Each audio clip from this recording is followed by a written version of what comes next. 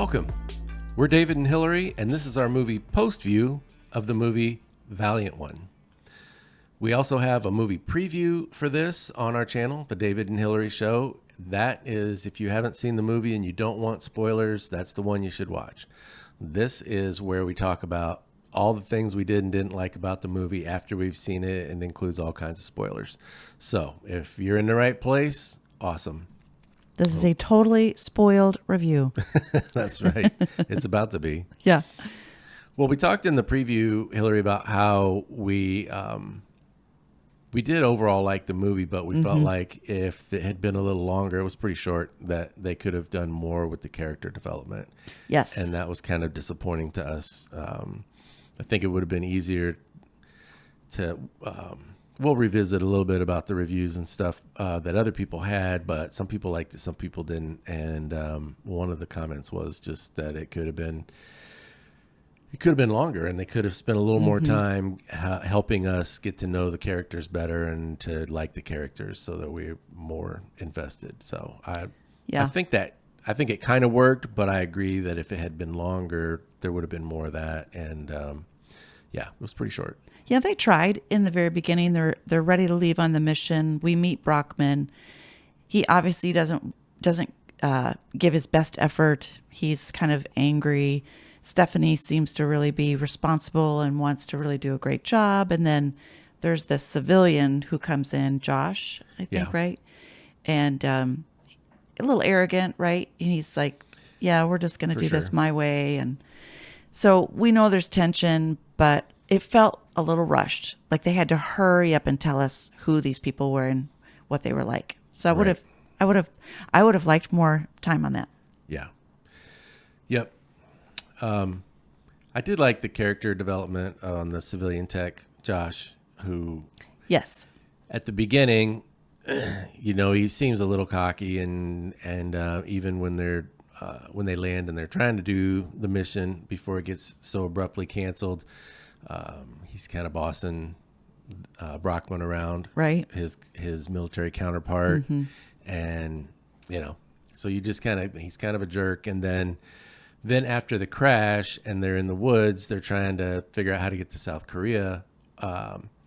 They see the North Korean soldiers, and he naively thinks, well, let's just get captured, because then the U.S. will negotiate our release and we don't have to worry about dying in the woods trying to figure out where we're going. We don't know what we're doing. They know where they are. They'll just take care of us. And they're like, dude, no, that's not how it works. He's like, Geneva Convention. And they're like, you don't get it. They're North Koreans. They don't care about all that. They're just, we're going to die or we get treated horribly. And this is not the best way for us to get to safety. And the only reason he doesn't do it is because he freaks out and can't talk. And I love the tension on that scene, because we, as the audience, we see what he's doing before they see what he's doing. And you're just like, oh, no, don't. Yeah. This is all going to be so bad. So bad. It's about to go sideways real fast. Yeah. Yeah. Well, so throughout the movie, he kind of gets it more and more and understands like what the situation really is. And then near the end, when they're in the truck trying to escape and they get stopped by the North Koreans, and he has the opportunity to jump in and save Stephanie, and he actually kills the enemy soldier in order to save her. And so the transition from him saying our only way out of this is to surrender, and being so naive and kind of selfish and insubordinate to the point where he's still freaked out and he doesn't enjoy doing that, but he realizes we're all going to die if we're not all in this together. Right. So Yeah. That was good. I like the development of that character. Yeah. One of the scenes that I really liked, was say I liked it. It was sad. It was hard to watch, but I thought it was very artistic.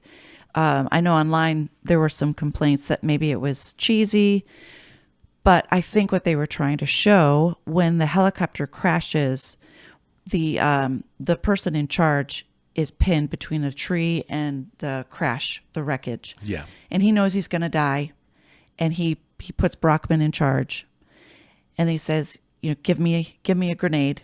I'm going to buy you some time. And so we know that this leader is going to give his life. He knows he's dying, but he's going to take out some of the North Koreans that are coming for the crash, because it's obvious on the radar. Yep. And so as the Americans leave, we hear him reciting the Lord's Prayer. And there's music in the background, but what they're doing is they're alternating between these three situations, and they're showing the enemy approaching, the soldiers trying to go to safety, and then this man who is dying, but also ready to give his life even faster to save his friends. And I could see where you would say it was a little cheesy, but I think it's only cheesy until you're actually dying. Yeah. Right. And at that point, you do realize this is the end, and just the gravity of everything that was happening. I thought it was beautiful. Yeah. There are no atheists in foxholes. That's right. Right. That was cool. I thought the American soldiers who didn't want to be there, were not, they had basic, and again, we're not military people. Neither one of us served. We have great respect for everyone who served. But if we get any of the details wrong, feel free to hit us up in the comments. We would love your perspective on it. But it felt like they were not heavily trained in combat. Mm-hmm. And so they really didn't want to be there. They all just wanted to get out alive, which probably anyone would in that situation, but they were maybe not as prepared as some in the military would have been. And so then to see, of course, that if they're forced to fight, they will fight. And if they have to kill, they will kill. But to compare that with the humanity that they showed toward the farmer and his family. Mm-hmm. And so, when they first met, of course, it was super tense, and you think somebody's going to die here because farmer's freaking out. And the language barrier. They cannot communicate. Right. They didn't understand anything at all except the one guy knew beer in Korean. And right, from his grandparents. He was like, maybe that'll help. I'll just say beer. No, I think it got worse. No. But that transition, especially overnight, in the house where you see everybody's kind of like, oh, none of us wants to be in this situation, but we're here. Mm-hmm. And they all kind of figure out, and the daughter was one of the leading forces, I think. Yeah, and that was beautiful too. Taking some of the stress out of it. And, they had music and dancing and still tense, but they're all trying to just, okay, let's just take a breath. Taking a breath. We all want to make it through. We all want to be alive in the morning. Letting their guard down a little. Kind of, I think the civilians knew, if they were evil and just out to kill us, we'd be dead by now. So Right. And then there's the part where the daughter, Binna, sees Stephanie's braids, mm-hmm. and she does, of course, can't communicate, but she goes over and kind of motions like, I like your hair. And again, so Stephanie tells her to turn around, and she's going to braid her hair like hers. And do you remember they had to actually quick take those out in the morning? Yeah, I'm guessing when the North Korean soldiers came.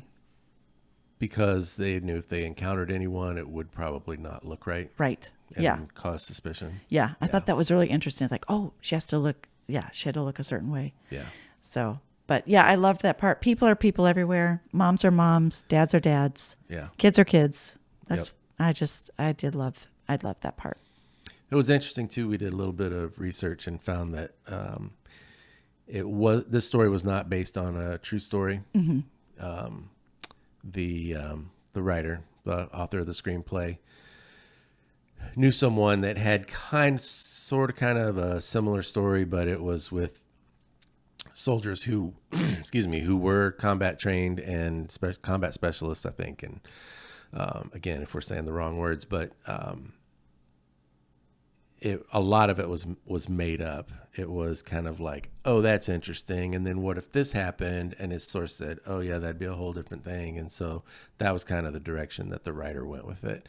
Was a totally fictional story. So I always like to know when you see Wicked, you're pretty sure that's not based on a true story. But spoiler, we got all the spoilers on this POSTview. But in a movie like this, you think, well, I mean, it could be based on a true story, but it wasn't per se. Yeah, I think they were saying, could this happen? What if your military guys got behind enemy lines? He's like, oh yeah, they would just fight their way out. And then he said, but what if they were not combat specialists? He's like, oh, that'd be a different story. Yeah. And so, I think it is interesting to think about. But. Yeah.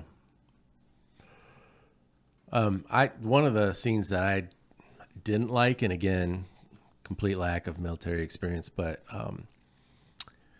when the North Korean soldiers came in and, the American soldiers tried to hide, and I think they thought, well, we're not trying to start a conflict. We're not trying to kill anybody if we don't have to. The farmer and his wife got drug out, and what do I know? If that actually happened in that situation, what's going to happen next? I'm not a fortune teller. I don't have military experience, but I watched a lot of movies, so I feel like I kind of know what's going to happen and next. We've stayed at a couple Holiday Inns. That's right. So, don't mess with me. I got this. No, the American soldiers are hiding in the tree line, and they've got the North Korean soldiers in their sights. And I got to a point where I'm like, they're going to kill the civilians. And probably the Americans and North Koreans are going to end up in a firefight at some point. So when it looks like they're going to start, that the North Korean military men are going to start shooting civilians, just take them out. I mean, the one soldier had the guy in his sights. Now you can probably get 2 or 3 of them before they even figure out where the bullets are coming from. This is my thinking. And you try your best to save the civilians. Maybe they don't make it, but at least you tried. And they just kind of watched it. And I didn't know if that was protocol, like we're in enemy territory, but we're not supposed to. And if we, if our after action report, if everybody's honest and it shows that we fired first, then we're in big trouble. I guess I could see that. It just rules of engagement, right? It felt really brutal to just watch the civilians get shot and not do anything. So that was probably my least favorite part of the movie. Yeah. No, that was really hard because especially after they had kind of gotten to know each other that night and they realized we don't want to hurt each other. Let's just get through the night and get you on your way. Yeah, they felt like they had kind of bonded, in a way. Yeah. Short time, short situation. But I wondered how realistic it was that once the parents were shot that Benna would go with them. Because I thought, well, she belongs there. Does she have another family? The soldiers take her with them, and I guess the thought was, well, she's not safe here now, right? And maybe they could take her back and then arrange for her to find family. But I kept thinking, is she supposed to go with them? But well, that was another contrast between not saving the parents and then realizing, if we don't take her with us, then she's probably at a much greater risk. Because guess what? More North Korean soldiers are going to come. They're probably GPS in this truck or whatever, and they're going to, we're in the middle of nowhere, it feels like, but somebody's coming. And could she make it to a neighbor or a family member or whatever? We don't know. We don't know how that would go down, but it felt like her best chance for survival was to go with them. And so I like that, even though they weren't able to save the parents, that they saved the daughter, and she felt like it felt like watching it that she went with them willingly. Right. So I like that. And then I guess the last, well, there's a couple, but one of the last things that I wanted to talk about was when they finally got to the coordinates, but they didn't know, like, there's nobody here. What do we do? How do we actually get saved? And Brockman pulls out that equipment from the very beginning of the movie, and I was like, I didn't know he had that. I thought it was still in the forest floor, and they were just going to come back when the weather was better, not knowing, of course, that they're going to crash and all that stuff's going to happen. Or if I did see him pick it up and take it with him, I probably just assumed that it was still on the helicopter. I didn't realize you had that with you the whole time, bro. That's in your backpack. Yeah. Was it the ground penetrating radar or something like that? Okay. Yeah. And it was cool though. Yeah. I mean, it was cool. Like, okay, so you just put that down and then you see there's a tunnel. Oh, that's great. Yeah. And Brenna finds it by accident. She falls in. Thankfully, she's okay. And I thought it was another example of Brockman's just, he's in charge, but he's not really prepared. He's trying to do the best he can. Inexperience. And they all jump down into the tunnel, and then the compass doesn't work. And I'm like, I don't know. I'm not an expert on compasses either, but there apparently is a lot of rebar in this tunnel, or something's throwing it off to where it can't find magnetic north. And I just thought probably if he had more experience, he would have been checking that. Like, before we get down underground, let's make sure we know which way we're going. I think the next time he gets stuck in North Korea and then has to fight his way to the tunnel, he's going to be like, oh, just a second. Okay, I know which way is south. Before I jump, got to check my compass. Right. Up here where it works. Because they do end up going the wrong direction in the tunnel. Yeah. They think they're back at their side, and they have gone the wrong way. That's right. That's a good life lesson, by the way. Always check your compass before you make a questionable decision. That's right. Yeah, and the character development with Brockman, too. I mean, he was a little freaked out the whole time, but he was trying to figure it out. He was trying to embrace the role. He was trying to do his thing. And even after picking the wrong way in the tunnel, they're there in a firefight, and he realizes that if we all turn and run, we're probably all dead. Right. But if I stay and fight these guys off, maybe at least everybody else makes it.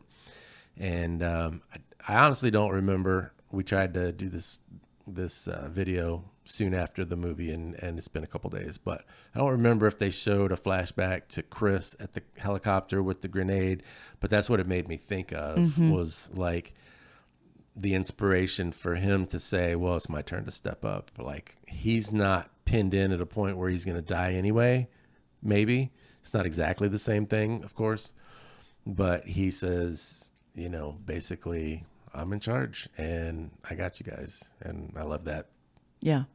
Yeah. It was great. That was cool. And of course it made a nice ending to the story that they did get help from the good guys, and they all made it out alive. All the ones that made it to the tunnel made it out alive. So yeah. So that was good. Overall, I really liked it. Yeah, it was good. I know the reviews weren't crazy high, but a lot of the just basic moviegoers liked it. Mm-hmm. Yeah. They seemed like the professional critics, not so much, but hey. They were professionally critical. They were critical anyway. But I liked it. Yeah. Well, we also have a podcast where we talk about life and the quest for truth. I think that you would like that. So if you haven't seen that yet, check out the David and Hillary Show podcast on the David and Hillary Show YouTube channel. We'll see you over there. But for now, we're David and Hillary. The movie was Valiant One. And that's our post view.